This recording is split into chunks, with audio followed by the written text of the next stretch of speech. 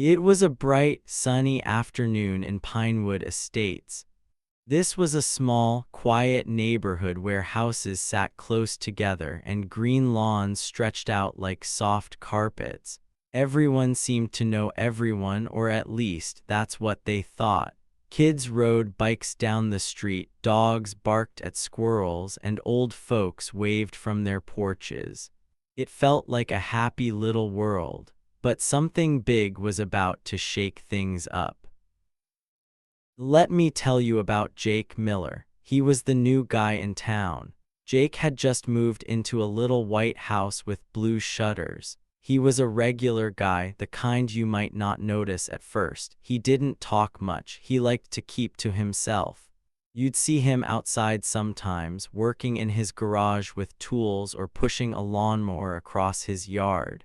He'd wave if you waved first, but that was it. Nothing fancy, nothing loud, just Jake doing his thing. His house looked like all the others, neat and simple.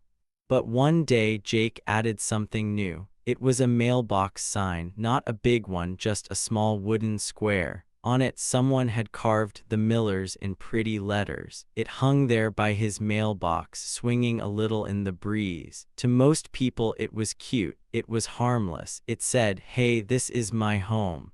But not everyone thought so. Oh no, not her asterisk. Across the street lived Karen Baxter. Now, Karen wasn't like Jake. She wasn't quiet or easygoing. Karen was the HOA queen. HOA means Homeowners Association. It's a group that makes rules for the neighborhood. And Karen, she loved those rules. She loved them more than anything. She was the boss of them, or at least she acted like it. Karen was the kind of person who watched everything. She'd stand by her window, peeking through her curtains, her sharp eyes hunting for trouble. If a bush was too tall, she'd know. If a car parked wrong, she'd see it. Nothing got past Karen.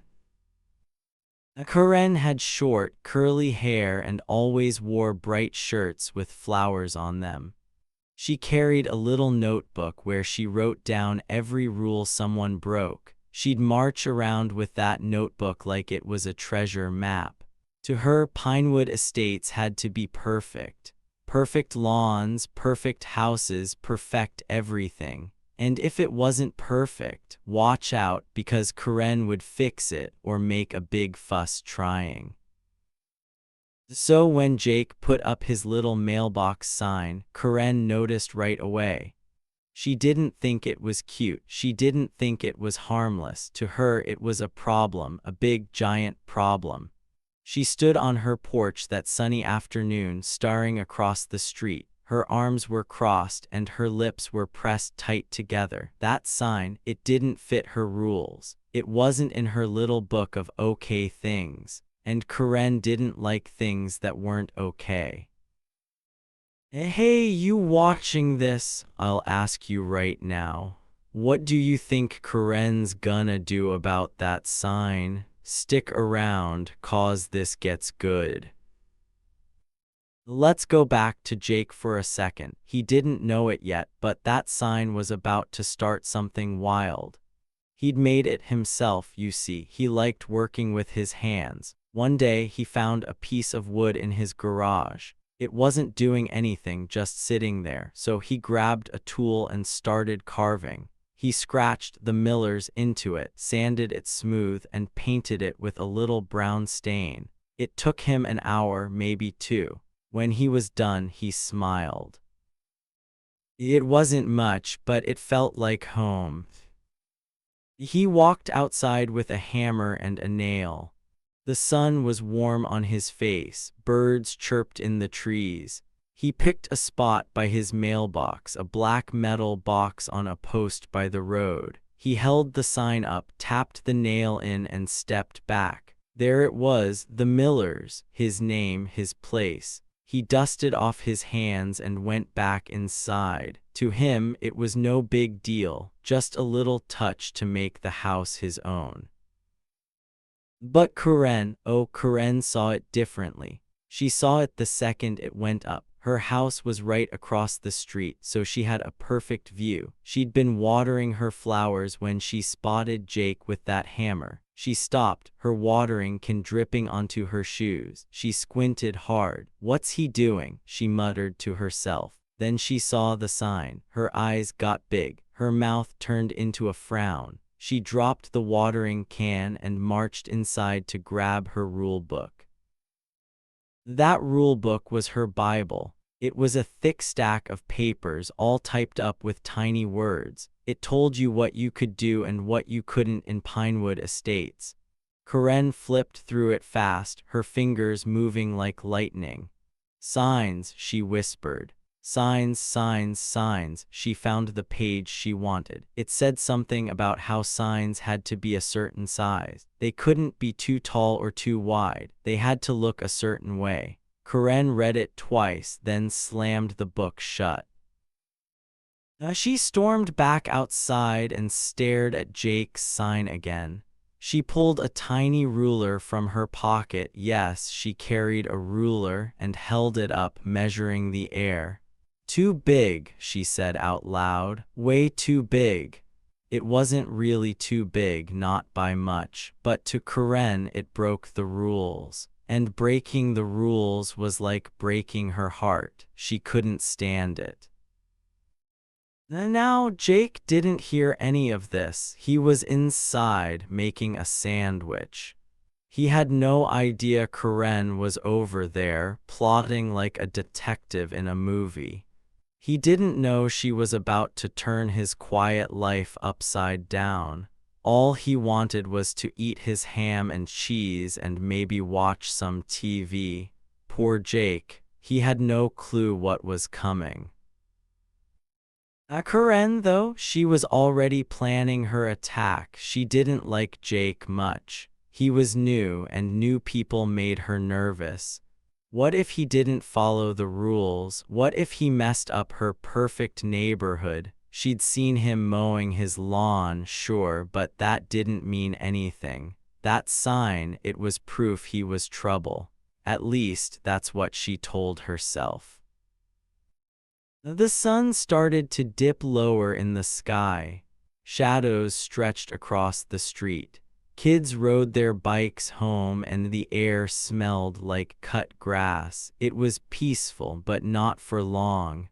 Karen grabbed her phone. She tapped her foot, thinking hard. Should she call someone? Should she yell at Jake? She wasn't sure yet, but one thing was clear: that sign had to go.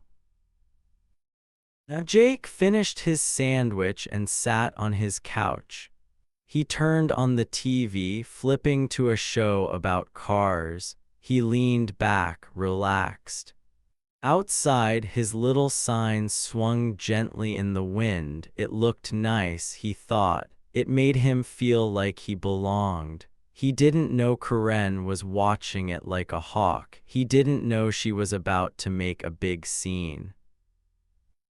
"Hey, let's stop here for a sec," I'll say to you. What do you think so far? Is Karen overreacting, or is Jake asking for trouble with that sign? Drop your thoughts below and tell me where you're watching from today. Oh, and if you like stories like this, hit that subscribe button so you don't miss what happens next. Back to the story. The neighborhood stayed quiet that evening. Lights flicked on in houses. Stars popped out in the sky. Jake's sign glowed a little under the street lamp. It was just a piece of wood, but it was about to start a war. Karen wasn't done, not by a long shot. She went to bed that night, her mind buzzing.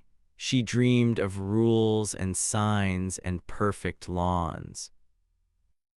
Now Jake slept fine. He didn't dream about much, maybe cars or sandwiches. He had no idea what tomorrow would bring. He didn't know Karen was already planning her next move.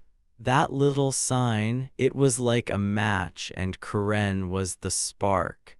Things were about to get hot in Pinewood Estates. Across the street, Karen's curtains twitched. She wasn't asleep yet. She peeked out one last time, glaring at that sign. "Tomorrow," she whispered. "Tomorrow I'll fix this."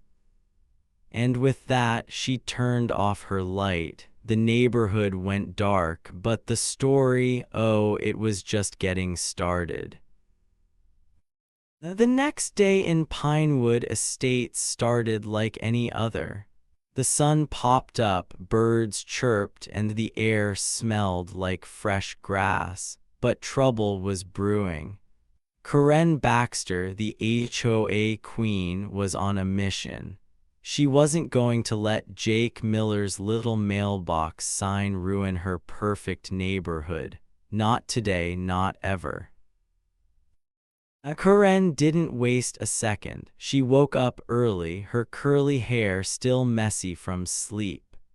She grabbed her phone off the kitchen table and stuffed it in her pocket. That phone was like her best friend. She never went anywhere without it. She slipped on her bright flower shirt, the one she wore when she meant business.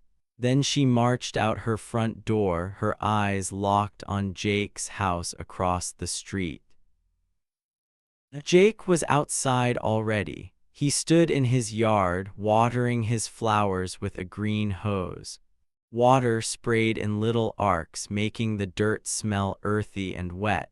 His mailbox sign hung there, swinging a tiny bit in the morning breeze. It still said "The Millers" in those neat, carved letters. To Jake, it was just a sign. But to Karen, it was a monster, a big, ugly monster breaking all her rules. Karen stormed over, her feet stomping the pavement. She crossed the street so fast you'd think she was running from a bee. When she got to Jake's yard, she stopped right in front of him. Her phone was already in her hand, held up like a weapon. She pointed at the sign with her other hand, her finger shaking a little. "That sign, against the rules," she barked. Her voice was loud and sharp, like a dog yapping at a stranger. "It's too big, too tacky, and I'm calling the cops if you don't take it down right now." Jake didn't jump or look scared. He just stood there, calm as could be. The hose dripped water onto his sneakers, but he didn't care. He turned his head and looked at Karen. His eyes were soft, like he wasn't mad at all. "It's not breaking any rules, ma'am," he said. His voice was quiet, steady.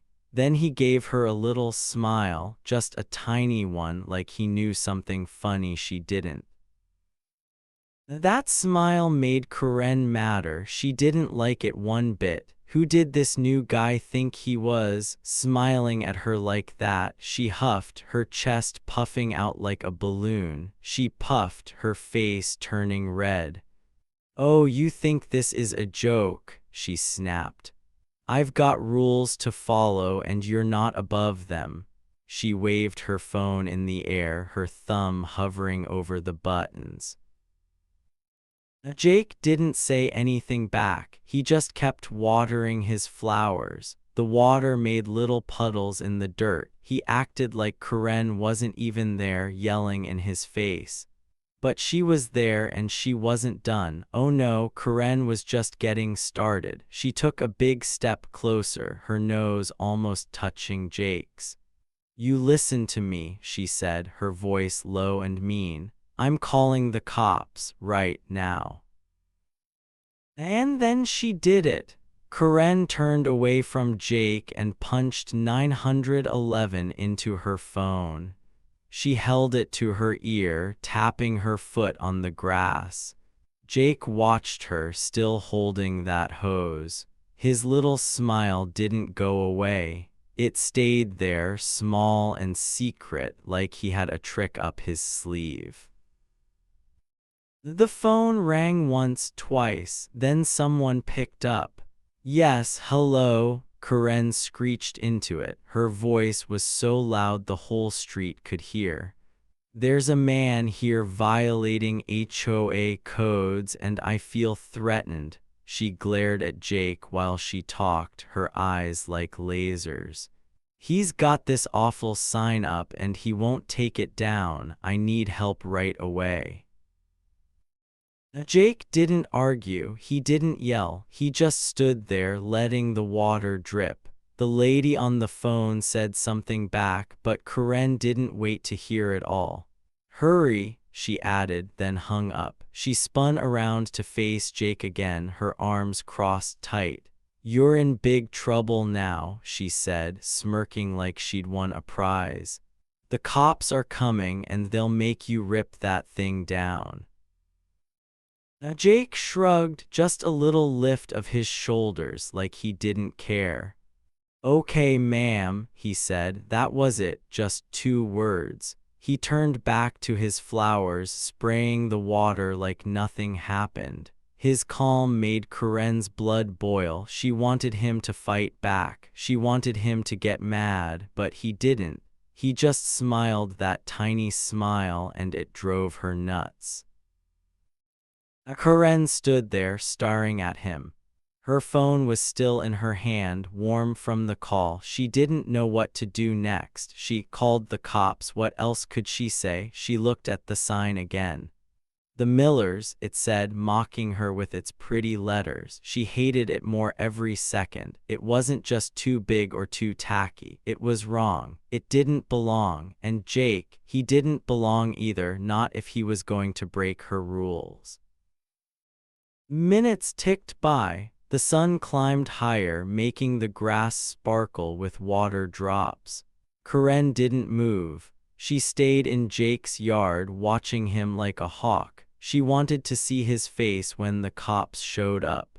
She wanted him to feel bad, to take that sign down and say sorry. She pictured it in her head, Jake pulling the sign off, his head hanging low while she stood there victorious. But Jake didn't look worried. He finished watering and turned off the hose. He coiled it up in a neat pile by his porch. Then he sat down on his front steps, hands in his pockets. He looked at Karen, still with that little smile. Something about it made you wonder, what's this guy hiding? Why wasn't he scared? Why wasn't he mad? Most people would be. Most people would yell back or beg her to stop, but not Jake. Karen started packing. She walked back and forth in his yard, her sneakers squishing the wet grass. You think you're so smart, she muttered. You think you can just move in here and do whatever you want. Well, you're wrong. I've been here 10 years. 10 years I keep this place perfect, and you're not going to ruin it. Now Jake didn't answer, he just watched her pace. A breeze blew through, rustling the trees. Somewhere down the street a dog barked. It was quiet, otherwise too quiet. Karen kept talking, her voice filling the air. That sign's ugly, she said. It's cheap. It makes the whole street look bad. Everyone's going to hate it, you'll see. Still, Jake said nothing. He leaned back on his steps, stretching his legs out. He looked relaxed, like he was waiting for a friend, not the police. Karen didn't get it. Why wasn't he upset? Didn't he know the cops were coming? Didn't he care? Her stomach twisted. Something felt off, but she didn't know what.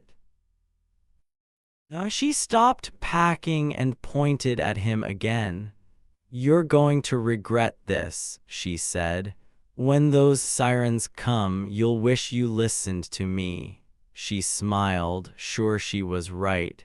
She could almost hear the police car now, roaring down the road to save her perfect neighborhood. Jake tilted his head. Maybe, he said, just one word, soft and slow. Then he looked away, up at the sky.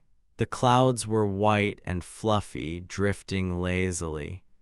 Karen stared at him, her mouth open. Maybe what did that mean? Was he making fun of her? She clenched her fists, ready to yell again.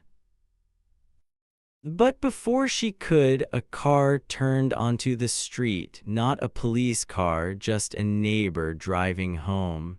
Karen's shoulders slumped a little. Where were the cops? They should be here by now. She checked her phone. 5 minutes had passed since the call. 5 whole minutes. She tapped her foot harder, her face hot. Now Jake glanced at the car, then back at Karen. His smile grew just a tiny bit bigger. It wasn't a mean smile. It wasn't loud or proud. It was quiet, like a secret. And that secret made Karen nervous. She didn't like secrets. She liked rules, order, control. Jake was none of those things. The tension hung in the air, thick like fog. Karen stood in his yard, waiting. Jake sat on his steps, watching. The signs swung between them, small but mighty. It was more than wood now, it was a fight. A fight Karen was sure she'd win. But Jake, he didn't seem to care. And that made you wonder, what's he up to? Days went by in Pinewood Estates and things didn't calm down, not even a little. Karen Baxter, the HOA queen, was like a dog with a bone. She wouldn't let go of Jake Miller's mailbox sign. That little wooden square with the Millers carved on it, it was her enemy now. She hated it more every day, and she wasn't quiet about it. Oh no, Karen was loud and busy, making sure everyone knew how much trouble that sign was causing. Every morning, Karen would march past Jake's house. Her sneakers slapped the sidewalk and her bright flower shirt flapped in the wind. She'd stop right in front of his yard, her eyes locked on that sign. She'd pull out her phone and snap pictures, click, click, click, like she was a detective collecting clues.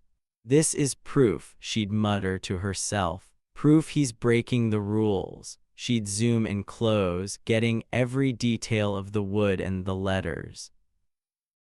Then she'd stomp off, her nose in the air, already planning her next move. Jake saw her, of course. He'd be outside sometimes, raking leaves or fixing his bike. He'd look up and see Karen with her phone, glaring at his sign. But he didn't get mad. He didn't yell or chase her away.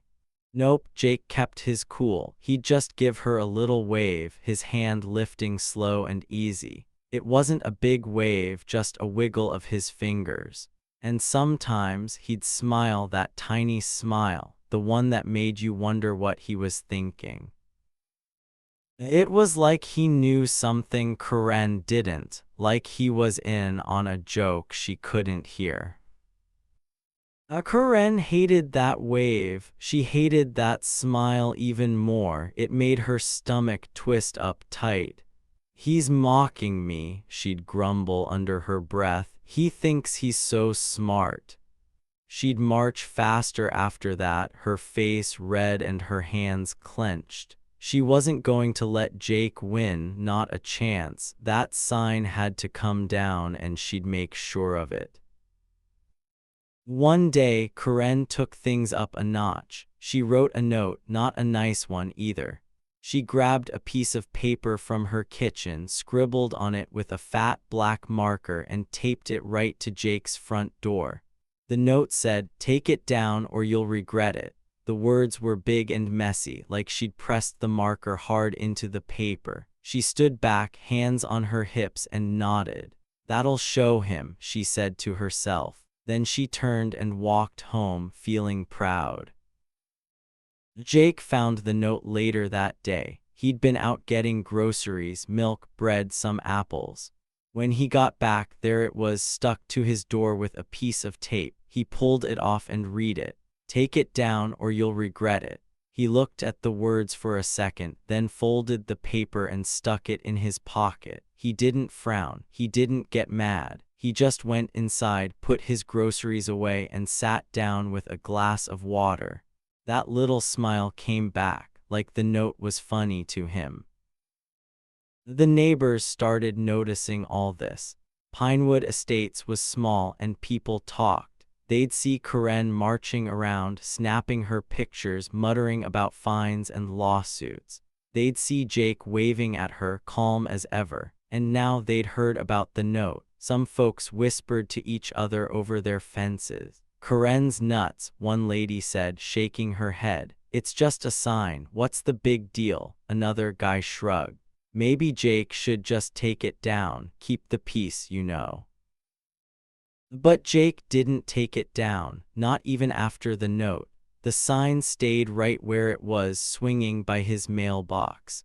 Every time Karen walked by, it was there, staring back at her. She'd mutter louder now. "Fines," she'd say. "I'll get him fined, or maybe a lawsuit. Yeah, that'll teach him."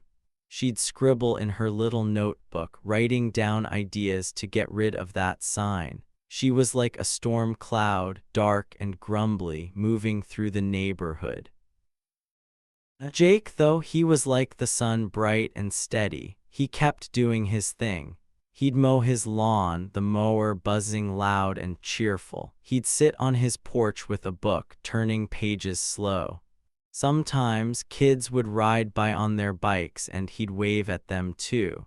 The neighbors who thought he should give in started to wonder, why wasn't he scared? Why didn't he care? Karen was loud and pushy, but Jake didn't budge.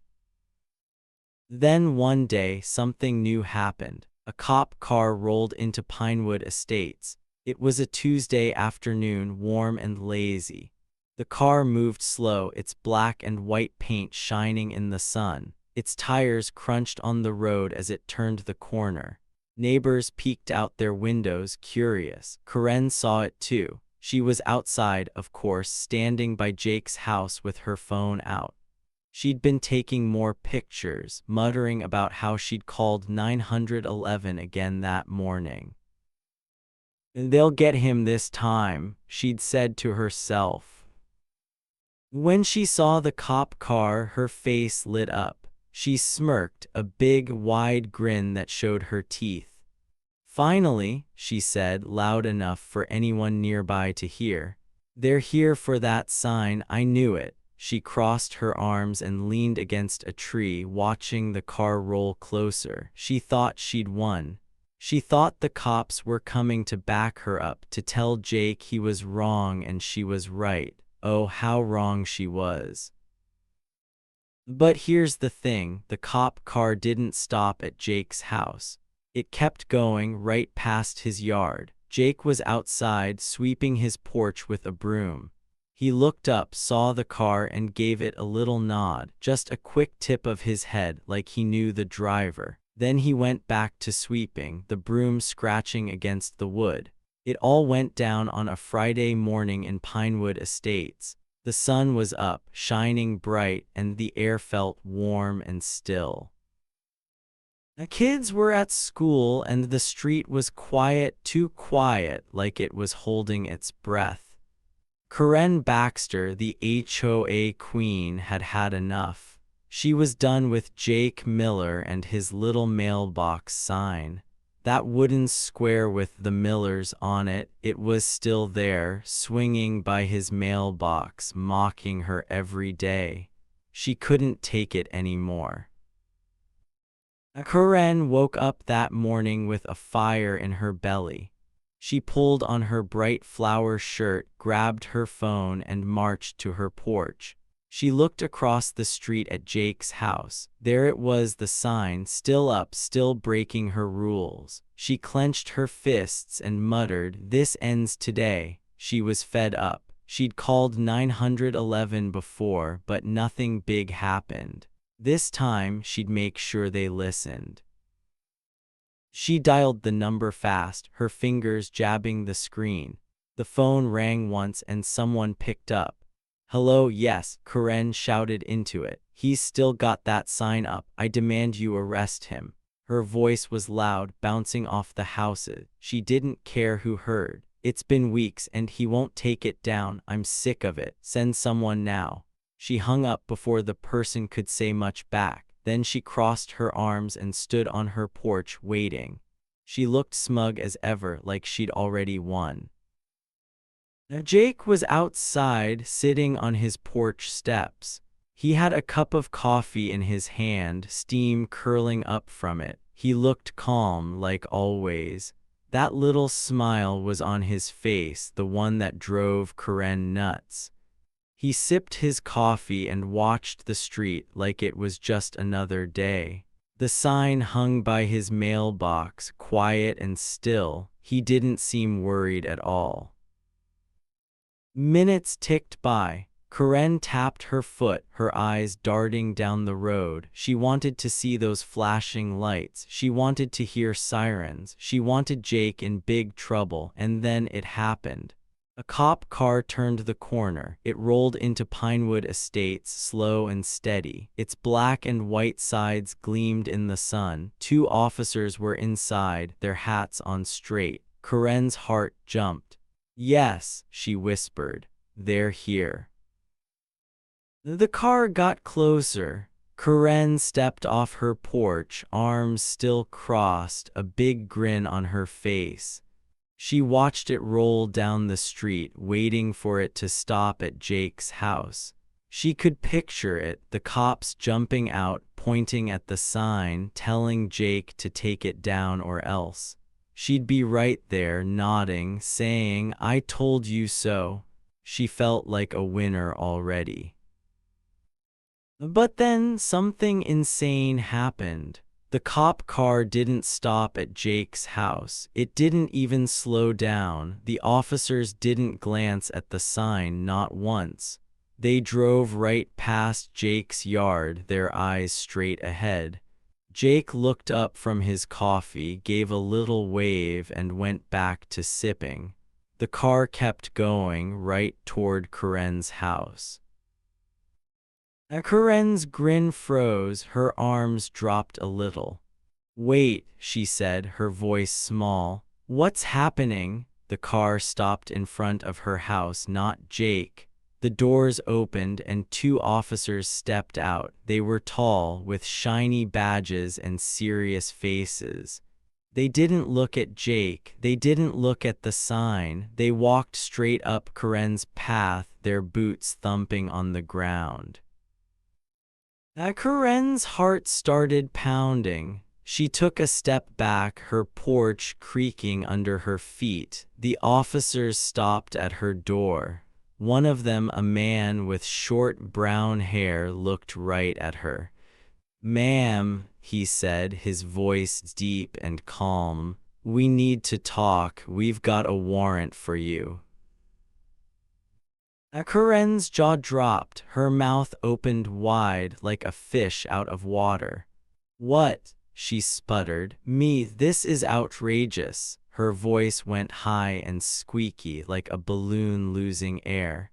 She waved her hands in the air, her phone almost slipping out. "You've got the wrong person. I called you about him." She pointed at Jake, her finger shaking. "He's the one breaking rules, not me." The second officer, a lady with a ponytail, shook her head. "No, ma'am," she said. "This isn't about a sign. This is about you."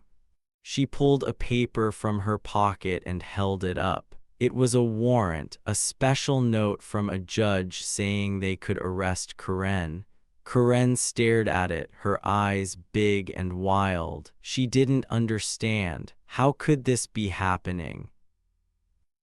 Now Jake set his coffee down and stood up. He leaned against his porch railing, watching it all. That little smile was still there, but now it looked bigger, brighter. The neighbors started peeking out, curtains twitched, doors cracked open. They wanted to see what was going on, and oh boy, were they in for a shock. The first officer stepped closer to Karen. "We've been watching you for a while," he said. "You've been running a little scam, haven't you?" Karen blinked fast, her face turning white. A scam, she said. I don't know what you're talking about, but her voice wobbled like she wasn't so sure. The lady officer nodded. Fake HOA fines, she said. You've been making people pay you money for rules you made up, then you kept the cash for yourself. That's illegal, ma'am. She pointed at Jake. And he's been helping us catch you. Karen's head snapped toward Jake. Him, she yelled. He's just some new guy. He doesn't know anything. But then it hit her.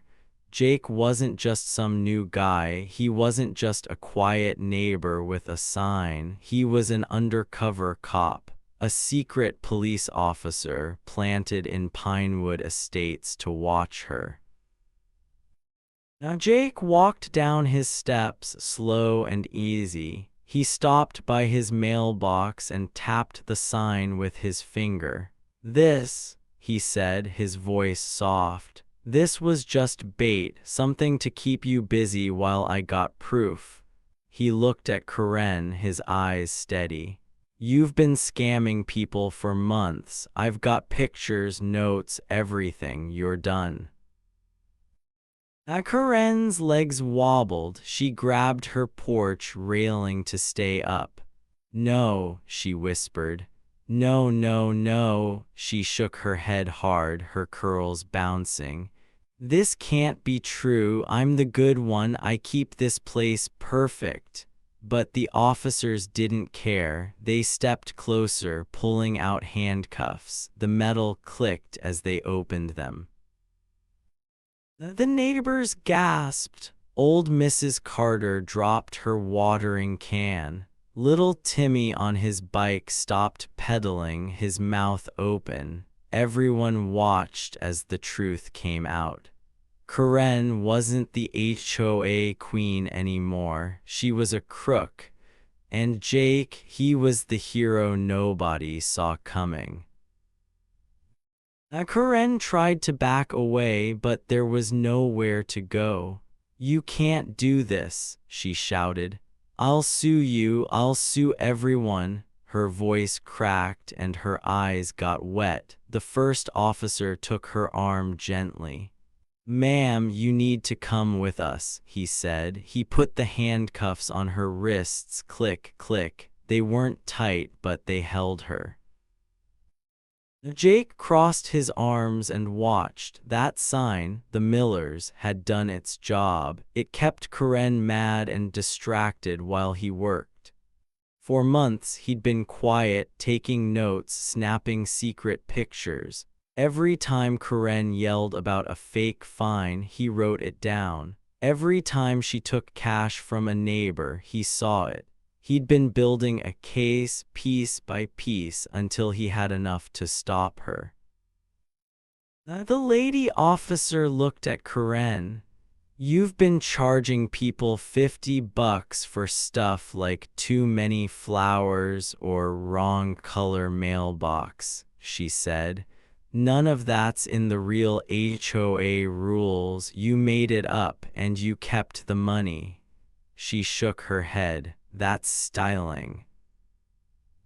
Karen's face crumpled. I was making things better, she cried. This neighborhood needs me, but nobody believed her now. The neighbors stepped outside, whispering to each other. She fined me last month, one said. I thought it was real. Another nodded. Me too. She got $20 from me.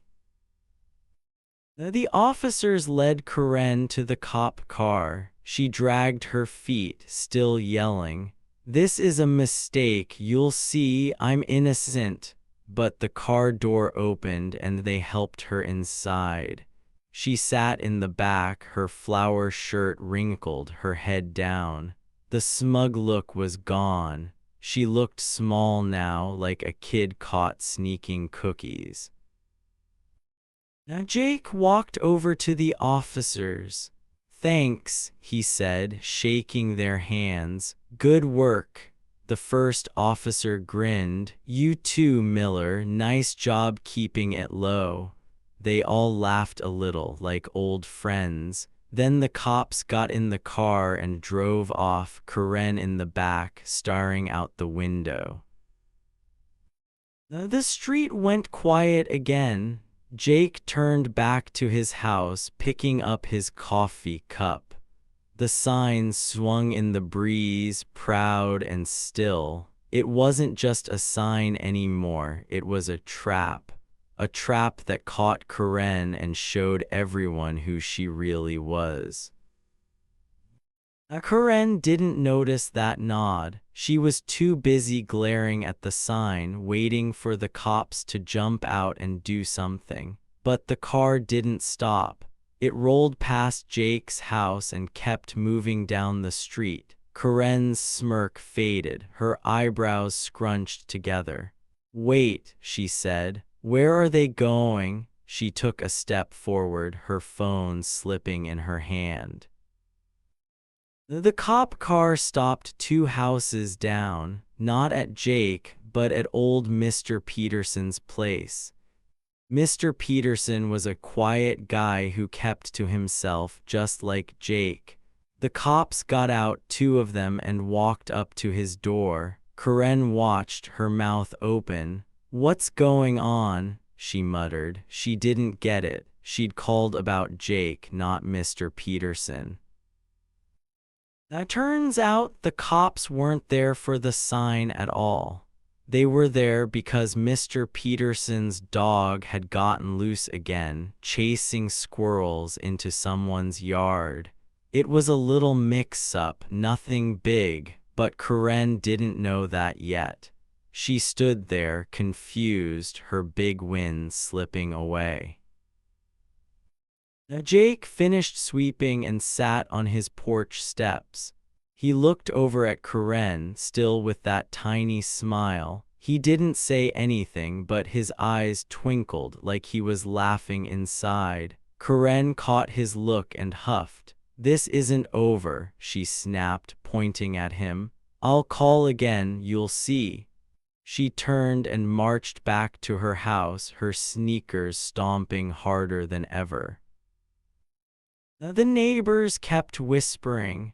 "Karen's losing it," one said. "Jake's tougher than he looks," another added. They didn't know the half of it. That cop car, it wasn't the first one to show up in Pinewood Estates, and it wouldn't be the last. Something bigger was bubbling under the surface, something Karen didn't see coming. And any guesses what the cops are really here for? I'll ask you now.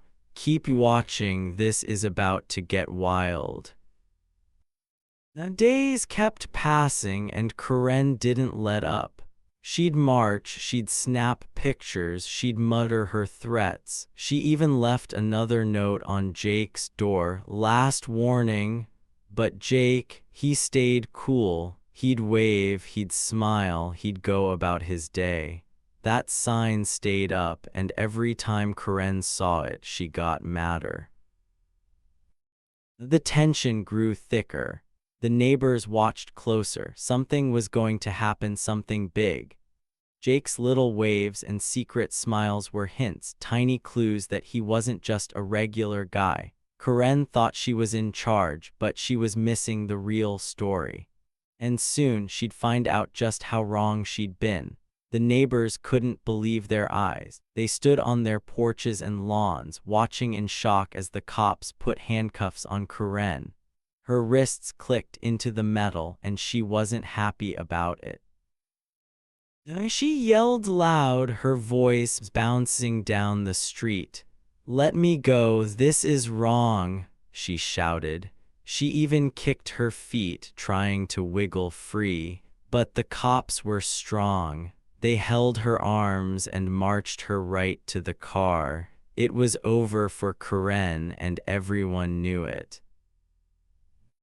Jake stood by his mailbox, cool as ever. He leaned against it, his hands in his pockets. That little smile on his face, it was bigger now, like he was proud but not showing off. He looked at the cop car, then at his sign, the Millers.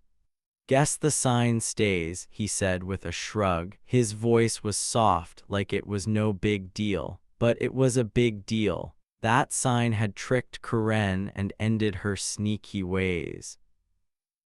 The cop car drove off, its lights flashing red and blue. Karen's yells got quieter as it turned the corner.